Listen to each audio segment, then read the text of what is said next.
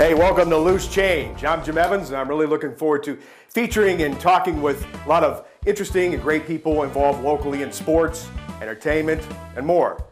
And looking forward to having a little fun, too. Fun time of year, isn't it? We're right in the middle of football season. We know how important that is around here. Wasn't so fun for the NFL, though, was it, the beginning of the season with those replacement refs? How bad was that? Did not go well. Became a national news story.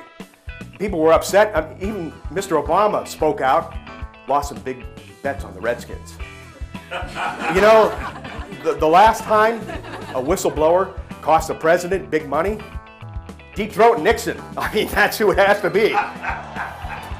But those guys were so collectively bad, weren't they?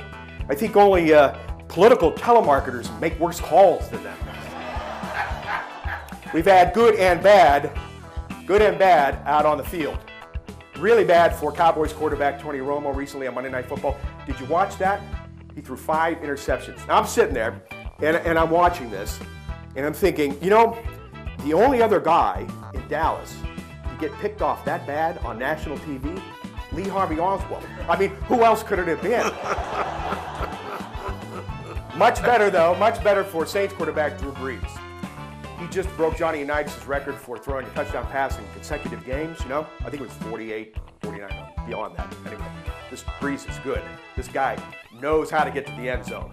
So much so, they're gonna have to make him a registered 6 offender if they haven't already done so. Hey, the Browns are in the win column. And Browns fans have to be happy about that. I am, but I'm cautiously optimistic. You know, they've got a tough schedule, tough road for the players to travel. Like wide receiver Greg Little, recently he was on the Ohio Turnpike and he dropped an easy pass. But he's consistent, okay? How did, if in any way possible, did your involvement in sports affect you or help you as a parent? A lot. Overcoming adversity.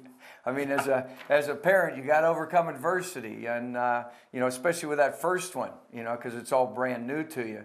But you know, being a parent and being a coach, you just knew that the good days were going to eventually outweigh the bad days, and they certainly have in that. And so, I guess just preparing me for that, being disciplined, and knowing that this isn't going to last forever. You know, that night of crying till 3 in the morning. You know, sooner or later she's going to go to sleep.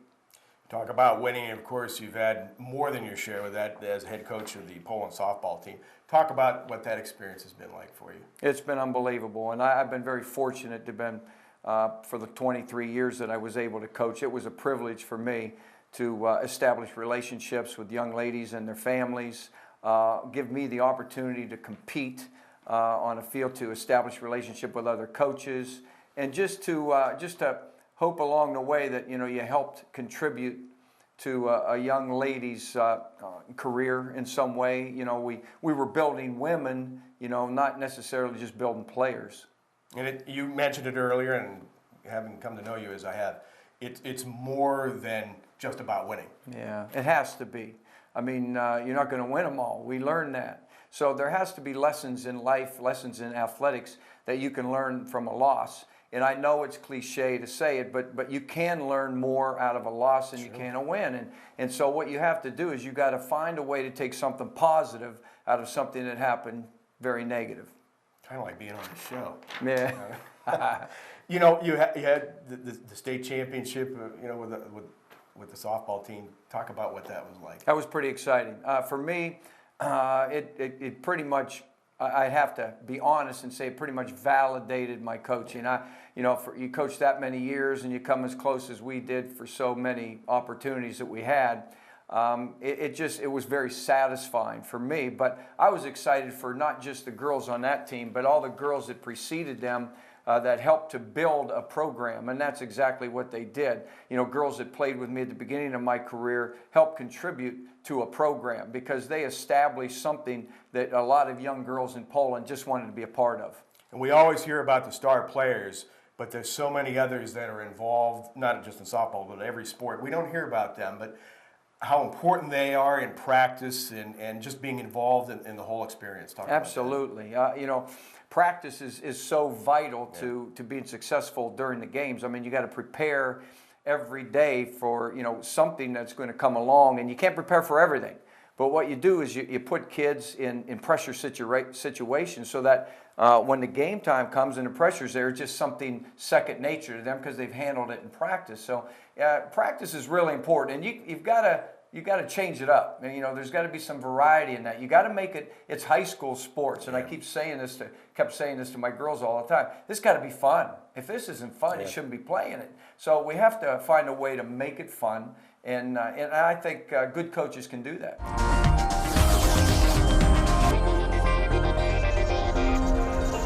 Welcome back to Loose Change. And now we're going to do a little feature called Viewer Email. Folks will write in, ask questions, make comments, and I'll see what I can come up with. So let's get right to it. We have several here. Bill in Canfield writes in, Jim, what do you think is the hardest thing to do in professional sports? Buy a ticket. Without a doubt. Ed in Austintown writes in, Jim, here's a little trivia for you.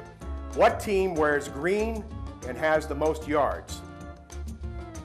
What team is green, wears green, and has the most yards? Kemlon. Who else could it be? Larry in Boardman. Jim, did you see that massive pileup in NASCAR recently? If you did, what did you think? Yeah, you know what, Larry, I did see it. 27 cars smashing into each other. And to me, it looked a lot like everyone clearing out from Lindsay Lohan's family reunion. Rick in Poland writes in, Jim, the new Bond movie is out. What was James Bond's favorite drink? You know, I'm not a huge Bond fan, but I've seen enough movies. And I gotta say, 007 and 7. That has to be his favorite drink, right? Heather in Boardman. Jim, do you watch Honey Boo Boo? Are you kidding me? I wouldn't spend 1 second watching. Well, I have seen just a little bit of it, but that's all, just a little bit. But, well, you know, I am looking forward to the episode coming up when Honey Boo Boo's older sister goes out on a romantic Swedish Day dinner at Cracker Barrel. Luke from Greenford. Jim, what was school like for you when you were young? Overall good, although my freshman year, I went to a tough school. Everyone was required to take civics from the parking lot. That's how tough it was. Jeff in Canfield. Jim, when you played football, did you have a nickname? Actually, I did. The Judge. I presided over the bench. That was my role.